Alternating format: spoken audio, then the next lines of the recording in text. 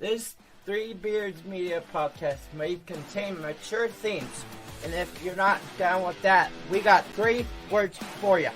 Like the podcast. Nailed it!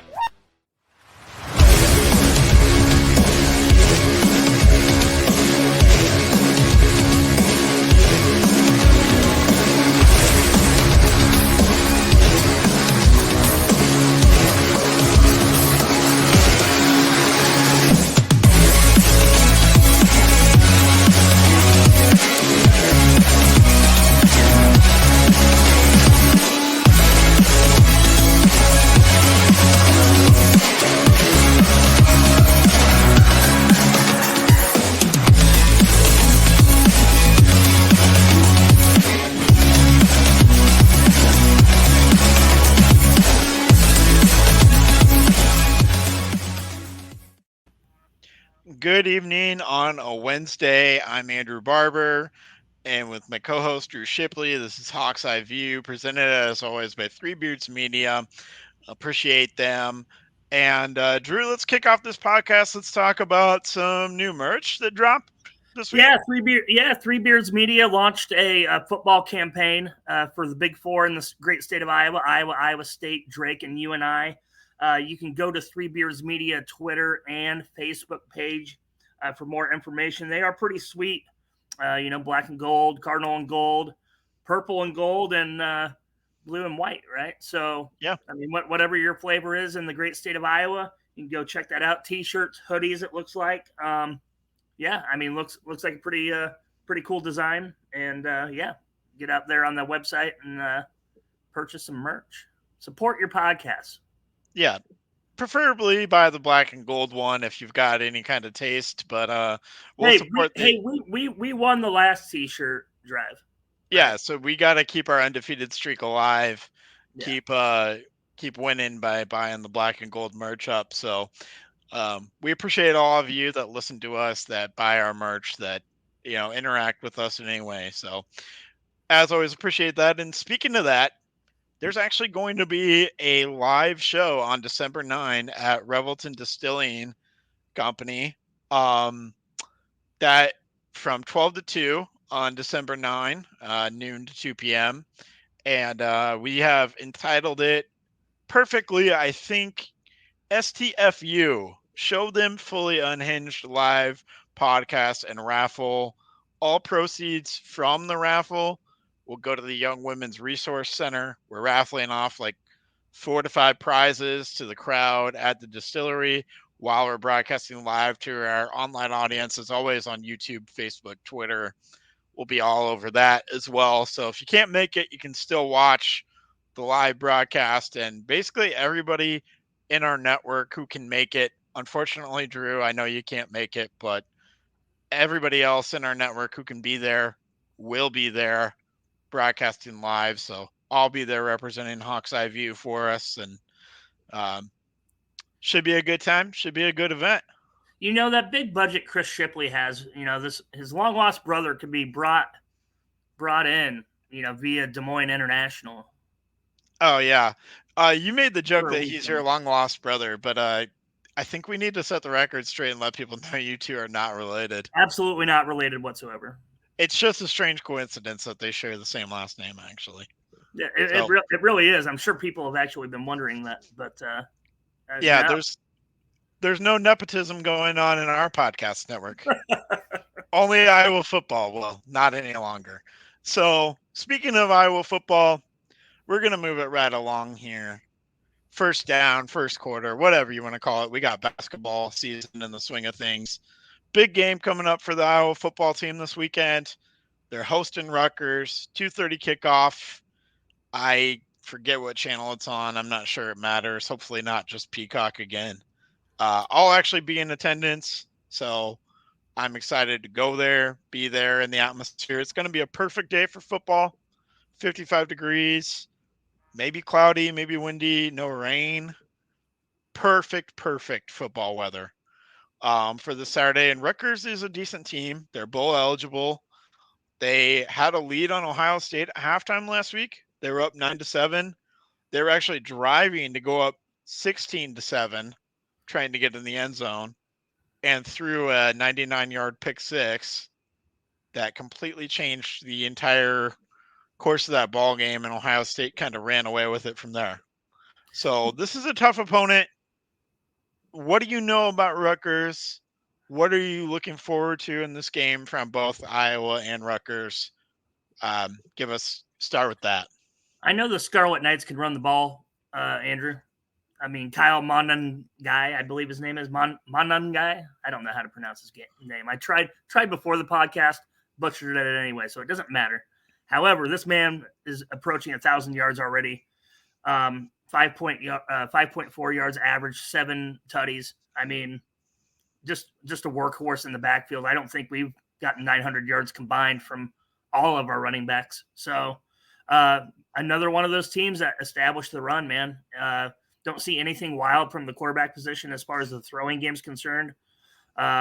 Good luck with throwing against the Iowa defense, as we've seen in Chicago at that place right there, Wrigley Field, last week. Shut them down for the most part. In the passing game. So I don't see that being any different Saturday in Iowa City. Rutgers is another good defense, another tough challenge there. So another under we're going to see, Andrew, and another one possession game one way or another, I think. Yeah, I think you're spot on there. The under, we're going to set a new record for total over under again in an Iowa game. And like you said, you're not really breaking any news to me. I know Rutgers can run the ball, but I feel like that plays into the strength of this Iowa defense. Really good at stopping the run. I think we've only given up one rushing touchdown the whole season.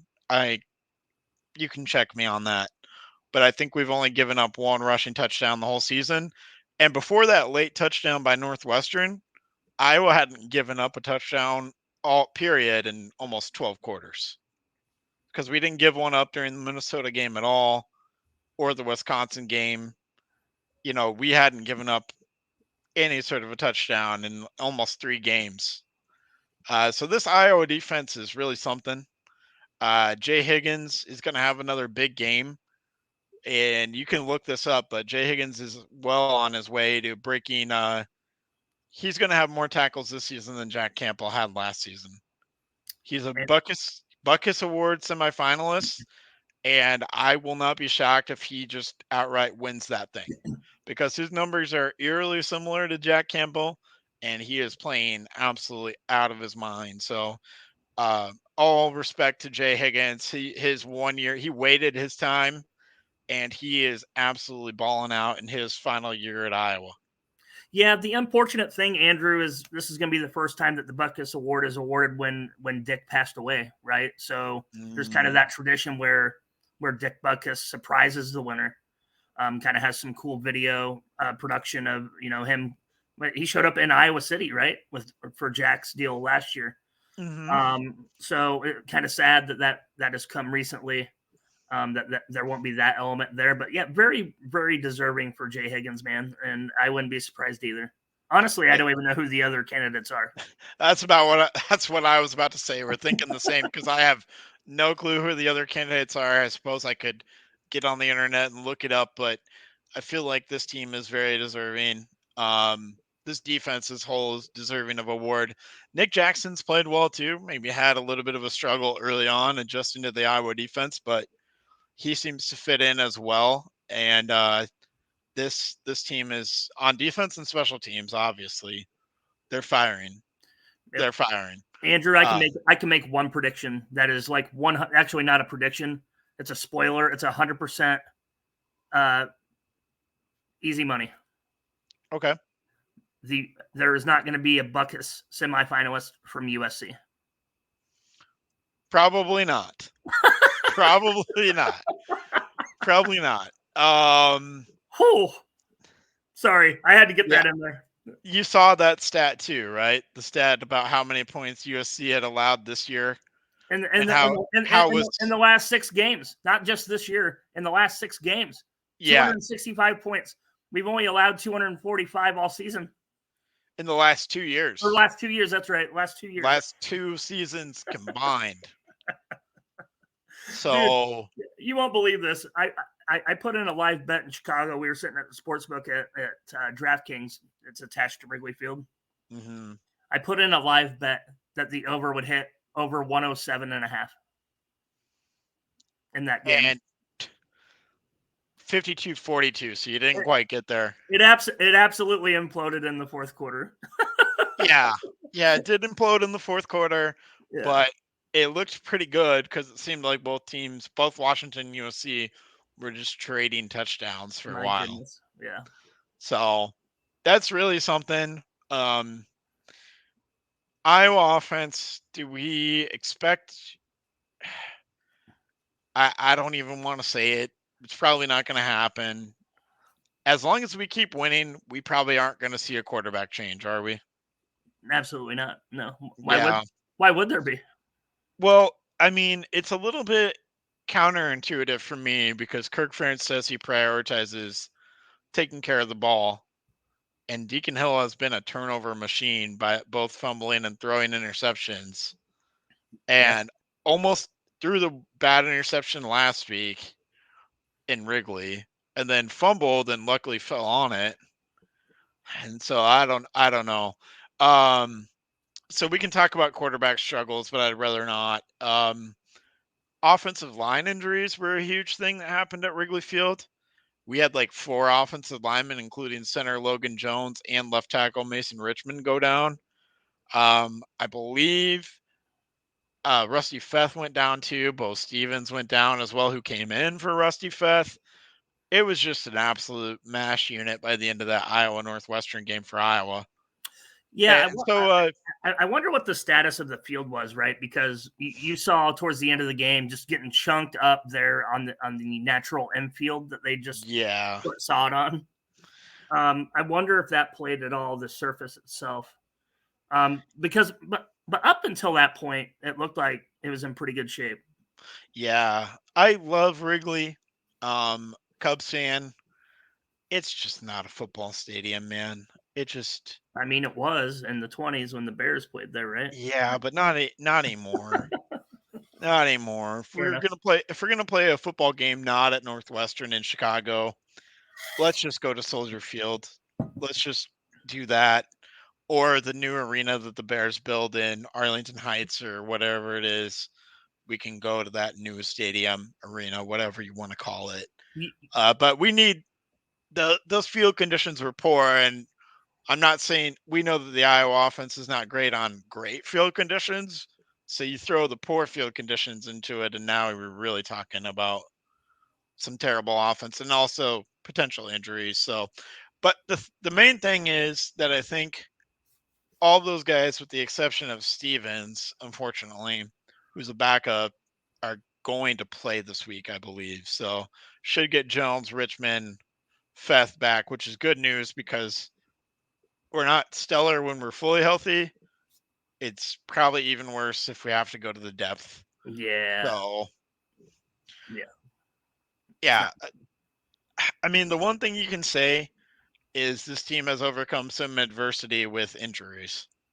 That's one of the main things that you can say about Iowa football this year is that they've had a lot of key injuries to a lot of key guys, and somehow they've found a way to just keep on winning 7-2. And the big thing that I said on my recap last week is all of our West Division opponents lost last week. For the exception of Illinois, who did us a favor beating Minnesota, right? Right. But Illinois is 2-4. Right. In conference, so they're essentially out of it. Yeah. So Iowa is being given a gift. Essentially, these next 2 games at home, if Iowa takes care of business, that almost locks it up unless Nebraska is somehow able to win out. Yeah. Including beating Iowa. Haven't looked deep at Nebraska's schedule, but I'll tell you that Wisconsin and Minnesota play each other, and Minnesota plays Ohio State. So Minnesota is not going to go to Ohio State and win. I don't think. Sure. I think, and furthermore, I think Minnesota could beat Wisconsin or the other way around. It doesn't matter, but Iowa's got the tiebreaker. Yeah. And so the only way this could go terribly for Iowa is losing out. The sad part is, Andrew, is it's like actually possible. It's possible. I'm not saying it's not possible, but a win on Saturday doesn't necessarily wrap it up this Saturday, although it could, depending on the results of other games. If all three of those teams, Nebraska, Minnesota, and Wisconsin, lose again on Saturday, could happen. Probably. I can tell you that's not happening. Yeah, but if it did, then Iowa would 100% be like sealing their fate by winning on Saturday. Sure. So, that's what makes this a big game. So, anything else before we hear from Revelton? Not right off the top of my head, Andrew. All right, great. Let's go ahead and hear from our sponsor at Revelton Distillery. At Revelton Distilling Company, everyone has become a part of the Revelton family. From the Taylors and their daughter who helped perfect their award-winning gins, to the team who installed Lucy, our 33-foot-tall custom-made still, right down to the local farms that provide our coveted corn, and even the cows on those farms who consume our mash byproduct. Want to see the farm to flask come to life? Now you can tour Lucy and find out where we take Iowa's harvest and transform it into our finest spirits. Choose between a 45-minute tour or find out even more by scheduling a VIP behind-the-scenes tour to get the taste of the full Revelton experience. You can visit them at 1400 West Clay Street in Osceola, Iowa, or find all of Revelton's award-winning spirits at any local grocery or spirits retailer. Are you in the market for a new house and unsure of the mortgage process? Want to know that you have someone looking out for you? Kyle Lehman from Wintrust Mortgage is a down-to-earth, knowledgeable lender who can be there for you in your corner. He can work with you in any of the 50 states and is just what you need to expand your home search. Kyle will work with you through the entire process with little to no work from you. Take the worry of the mortgage process out of the equation so that you can focus on looking for your dream home. Contact Kyle at www.wintrust.com/Kyle-Lehman or call him at 515-473-0546. All right. Thank you, as always, to our sponsors. We appreciate them. Let's switch gears. It's basketball season. Want to talk Iowa men's basketball to start off. We'll save the women for a little bit later just because they got a big game, and I want to kind of end it on a high note, talk about that big game. The Iowa men dominate 110-68 over North Dakota last night. It was an absolutely good showing by Iowa. You talked about DeSante Bowen. You wanted to see something from him. He was stellar. He had, I believe, like 4 assists, 2 steals, 4 rebounds, 12 points, including making a couple threes, no turnovers. That's a huge thing. Yeah. Brock Harding, though, might have stolen the show at the point guard spot because he came in off the bench as a true freshman in his first game. 7 assists, 0 turnovers, 11 minutes. He hit a 3 as well. Owen Freeman played 14 minutes and scored 14 points. I think if Iowa didn't have Ben Krikke that they brought in from Valpo, Owen Freeman would be starting. He looks phenomenal. He has some really advanced moves for a true freshman. And the other thing, Laji Dembele came in and immediately splashed just a 3 that looked good too. He splashed a couple, and he was big on the boards. So I think that was the story of the night. Again, it was the same in the exhibition, and it carried over the first game of the season. I know it's just North Dakota, but man, it was good to see that all 4 of the true freshmen contributed in a positive way immediately from the jump. Everybody on the entire team looked like they were locked in and focused. There was no goofing around. They were out there. They meant business. The quality of opponent wasn't great, but man, any other takeaways? Did you get to see it? Get to see highlights or anything? Any other takeaways that you had from game 1 for the Iowa? I saw a whopping 30-second package, to be fair, Andrew. So I don't have Big Ten Plus. I probably should, but I do not. Okay. they played all 15 people. Yeah. Like, everybody got minutes, which is great. Ben Creaky, I like this guy. Like, Yeah. I mean, he's gonna be a key factor on whether this team does some damage in the Big Ten tournament and makes the dance or not. Like, he's kind of, I don't know. Like, does it remind you when Philip Rebracha came here? A little bit. Yeah, a little bit. Undersized, but like he's got the skill, he's got the positioning. Like he looks natural out there. Like he doesn't need a lot of. I think he needs experience in Power 5. That's what I think he needs. Yeah. I mean, he was Missouri Valley Conference Player of the Year candidate for multiple years in a row at Valpo. Missouri Valley has some good basketball. In game 1, he scored 18 points, had 6 rebounds, 8 for 13, hit a 3. That's a pretty solid night for game 1. Again, Summit League competition, but I think it's encouraging that there's big men that Iowa can go to. They can bring in Freeman and Dembele to back up Cricky.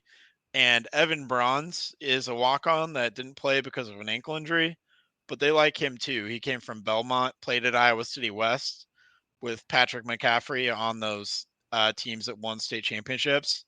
So there's familiarity there, but he's a big 6'10", 6'11" body that can throw in and can bang around. So they really have 4 bigs this year that they can throw out there. Whereas last year it was pretty much pray Rebracha doesn't get into foul trouble because there wasn't a lot backing him up. Right. It was Mulvey, Ogundele, and Ogundele no longer with the program. Mulvey not really playing unless we're blowing teams out. So yeah, I liked that. The one other thing, my other main takeaway was we forced 19 turnovers in game 1. And I do have Big Ten Plus, and I watched this, and it wasn't just North Dakota being sloppy with the ball and a lot of unforced errors. It was DeSante Bowen, Brock Harding, Tony Perkins, Josh Dix choosing to challenge the ball and constant ball pressure on the perimeter that really rattled North Dakota. I don't think we can do that to every single opponent throughout the season, but it was good that they showed something on defense. It doesn't need to be an elite defense. It's the opposite for Iowa basketball that we talk about with Iowa football, right? We need an average defense. We need a 75 level out of 300 some school defense, and we're going to make the second weekend of March Madness. I don't know if that's possible, but if we do, the offense is not that far off. They're going to be top 20 again. I can already see that. So I can't say that's where they're going to be for the season, but it was an encouraging sign at the very least. My biggest concern, Andrew, has been what the tournament has showed us the last decade, and that's Big Ten teams faltering in epic proportions in the big dance. Mm-hmm. Epically, number 1 seeds losing, Purdue, like no business, like every damn time. Michigan State, the narrative, I think I said this last week, the narrative, Tom Izzo in March. Nobody wants to play Tom Izzo in March. His ass got beat, Monday night, Tuesday night, whatever. Anyway, early to what, NC A&T or some shit. Like, I don't even know who they played. So James Madison. Okay. Who's actually a good team to remember when you fill out your brackets. Yeah. They're probably going to win their league. Dude, what's up with all these athletes at James Madison now? They're trying to petition to the NCAA to let them in a bowl game because they're going to be the highest non-Power 5 ranked team at season's end. They are. James Madison has something brewing in football and basketball. They have a lot of guys who are cast-offs from higher D1 programs who just couldn't quite cut it and are going to be good at that kind of low major level basketball. I think that James Madison team is a team you're going to see again in March. But I'm not going to make excuses for Izzo. What you're talking about the Big Ten faltering in March Madness. What it really comes down to for a lot of Big Ten teams, and even more specifically Iowa, is a lack of true point guard play. Well, if we can get consistent point guard play out of Bowen and Harding, which is a tall task to ask for because we're talking about a true sophomore and a true freshman, but we have guys who fit more of that true point guard mold. We have two guys. Dix can kind of play that too, but I think you'd rather have Harding or Bowen running the show, kind of. So if they can keep that up throughout the season and on, and this team can make the NCAA tournament, and once you make it, then it's just about matchups and how far you can go from there. So that's really what we need to see throughout the season is how that point guard position develops, because I think every other position at Iowa, there's depth, there's quality play, 2 through 5. It's really just more about the consistency at the point guard position for Iowa. 100%, Andrew. And if I remember right, last week I think David Eichholt was on with KXNO Drive. Didn't they ask him when push come to shove who the point guard would be at Iowa? And didn't he say Tony Perkins? Yeah, I think he might have. So like, I don't know. The thing is we have multiple ball handlers this year. Like we're not dependent on Mike Gasell running point or like Bohannon. Bohannon, right? Where he's obviously a better spot up shooter or a drive to the lane guy like Gasell was. Like actually a threat to shoot the ball. Connor McCaffrey, like until his last year, where all of a sudden he's shooting 50% from three. Like what we're really talking about here is we have 3 or 4 guys who can create a shot for themselves and others. Because Bowen, Perkins, and Harding, and to maybe a lesser extent Dix, can all do that. Yeah. Because Bowen was just blowing by his man. It seemed like he could just blow by his man, get to the rim, kick it out, or finish at will. Again, quality of competition, not great. But it's not something that we could see in every single game for Iowa last year. So it's good to see that in game 1 from multiple guys, seeing the ability to blow by a defender and create for others, because that's not something that Iowa's had in the past. So that is something that's different about this team that you're going to get to watch. And, however this season turns out, this is kind of going to be a fun team. I just have a feeling that it's going to be a lot of fun to watch. It's probably going to be frustrating at a lot of times, but it's going to be a lot of fun to watch this team. The more I think about it, Andrew, right? Fran's team's never had a problem scoring, right? Always top 3 in the Big Ten. Average 85, 88 points a game. Or even the best in the Big Ten. Right. I mean, essentially. So do we care how they get those 88 points? No. Or is the crux of this whole situation, like it is every year, defense? Well, I think that's a tough question. 80 points is enough to win 8 out of 10 games, right? Yeah. I think at March, the game kind of slows down for everybody. And you have to have shot creators, because that's who we see ultimately win it all, is teams that have those elite shot creators and elite shot makers. Well, Sure. Iowa has pretty elite shot makers. I think they have.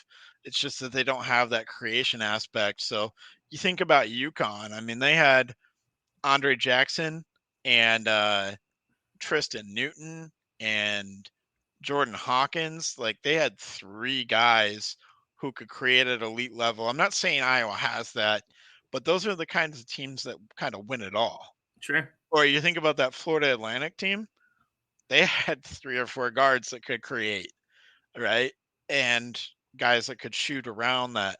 So that's that's kind of what carries you far into March, is the guys that can kind of create off the bounce when things kind of slow down, because Iowa gets a lot of points in transition in the non-conference, and yeah, it's going to be interesting to see how that develops. So I think the defense is a key, but it's really more about, do we have that shot creation aspect? And I think we have it more than what we have in the past.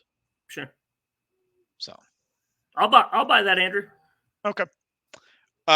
So next week, Tuesday against Creighton, going to be a great game because both teams scored over 100 points. Creighton made 18 threes. I think Iowa made double-digit threes in their game as well. There's going to be a lot of threes next week, Tuesday in Omaha, for the Iowa men against the Creighton men.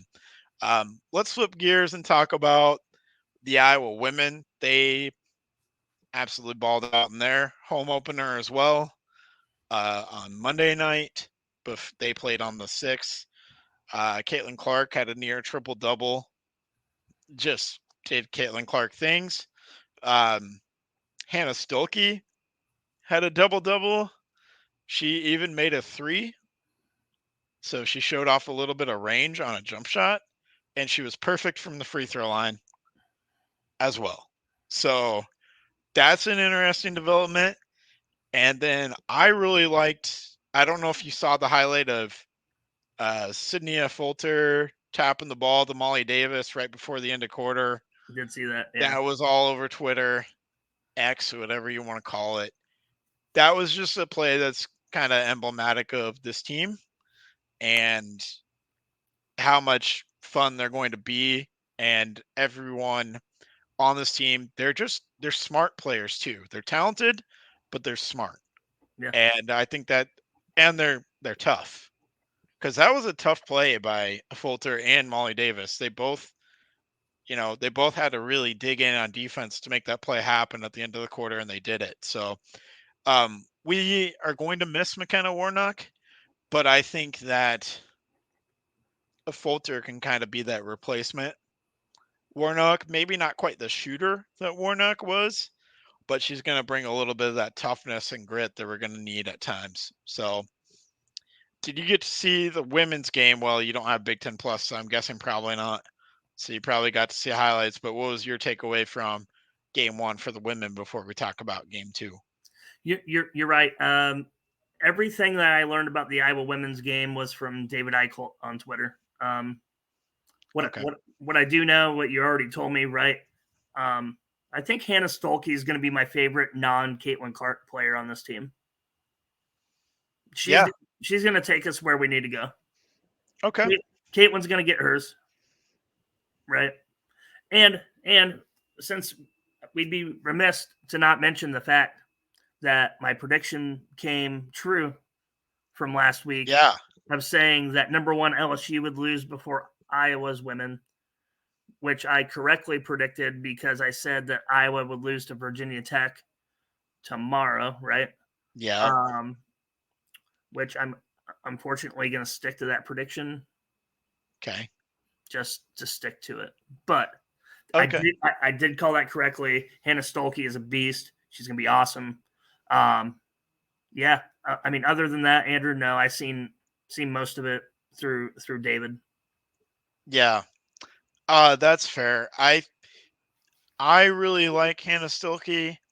I think I talked about it in the preseason, and it showed up in game 1, and I think it's going to show up even more so on Thursday night. It's Molly Davis. I think she's really kind of the key to unlocking a lot of this for Iowa.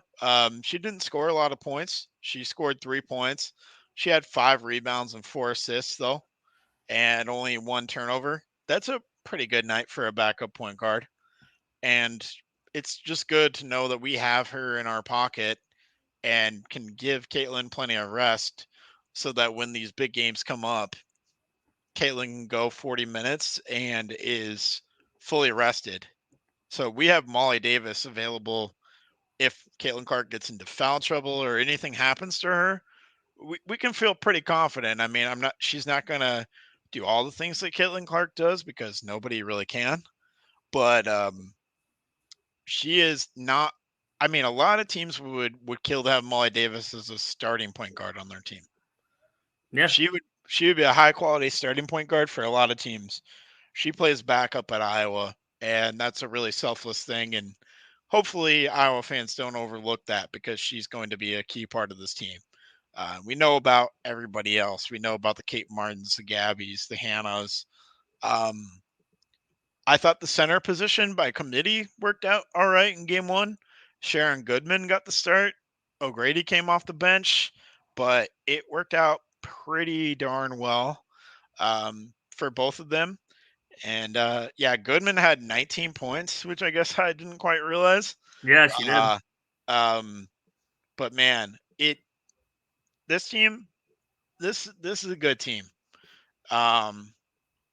So well, I sure as hell hope so, Andrew. They're number 3 in the country, man. Yeah, I know. There's nothing to suggest that they're not the number 3 team in the country. And quite honestly, if they beat Virginia Tech, like I think they will, they could be the number 1 team in the country by next week. Yeah. There's absolutely a chance. So let's talk about Virginia Tech a little bit. They absolutely dominated in their first game against High Point. Kitley, that's their center. I believe she had 27 points and 15 rebounds. Woo! In game one. Yeah, she is going to be. I mean, Goodman and O'Grady, and to a lesser extent, Stolke are going to have to really be on point in containing her. She's 6'6", a senior, so she's really big, skilled, got a lot of moves. So, yeah, I'm just double checking. She had 27 and 11, not 15. Still a great night against High Point. And then Georgia Amore is their guard who kind of does it all for them as well. And they've got a couple of other good players as well. I don't know maybe as much as I should about the Virginia Tech team, but I think this is going to be a pretty tough challenge for the Iowa women on Thursday night. Yeah, I mean, they were in the Final Four last year, right? Playing LSU. Yeah. So, I mean, we know that they're a caliber program that is capable of being a top 5 team as well, which they're number 7. Is that right? They're number 8. Okay. So arguably, they beat Iowa. They might be number 1. I don't know.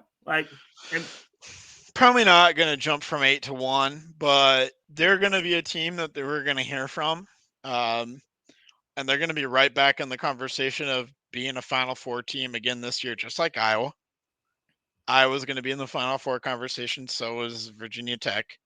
So was LSU, even though they took a loss on the chin on opening night. And UConn, Paige Beckers is back. So, but this is just a really good test. And it's going to be really awesome that this game is in Thursday night primetime slot on ESPN2. So It's going to be a nice showcase for women's basketball, and thankfully it's featuring our favorite team, the Iowa Hawkeyes. So you're sticking with your preseason prediction of a loss. Do you care to put a score to it for a bigger game like this? Let's go 82-78 Virginia Tech. Okay. I'm going to go 95-81 Iowa. That's pretty convincing. I think Iowa kind of pulls away late. I think maybe it's a little bit of a situation where Virginia Tech fouls Iowa and Iowa just makes some free throws to extend it a little bit more than what it is. This game's maybe a little bit more nip and tuck. Maybe some Caitlin Clark threes late that kind of push Iowa over the top. But yeah, I think it is a rather convincing win for the Iowa Hawkeyes here.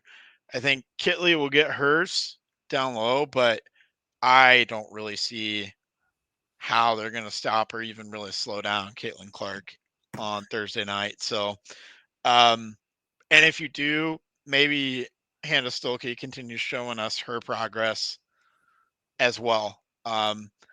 Might be a night that we need Gabby to shoot well, but I think she will. I think Gabby and Kate will bring it for this scenario. So I think it's going to be a good night for women's basketball, but ultimately I think Iowa's going to pull it out and win. I find it interesting, Andrew, that you can't bet on these games. You can't? I can't find it anywhere. The only time I bet on it was in March Madness. I think it'll open up tomorrow for me on DraftKings. It may not be eligible right now, but it'll open up tomorrow for me on DraftKings. Maybe that's it, because there's not a line on the ESPN app, right? So yeah, they don't typically open it up early for the women's games.